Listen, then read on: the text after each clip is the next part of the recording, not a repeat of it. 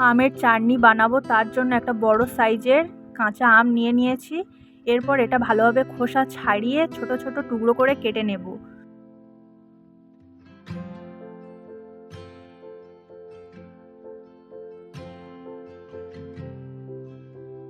এরপর কড়াইয়ের মধ্যে দিলাম সাদা তেল, তার মধ্যে দিলাম 1 চামচ সাদা সর্ষে, এরপর দিলাম 4টি শুকনো লঙ্কা ছিঁড়ে, এরপর এর মধ্যে দেব কাঁচা আমের টুকরোগুলো।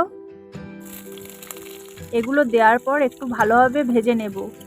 ভেজে নেওয়ার পর এর মধ্যে দিলাম পরিমাণ মতো লবণ, হলুদ গুঁড়ো আর পরিমাণ মতো চিনি।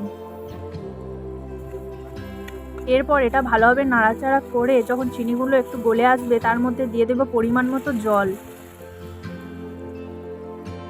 জলটা দেওয়ার পর কড়াইয়ের মধ্যে ঢাকনাটা দিয়ে দিলাম।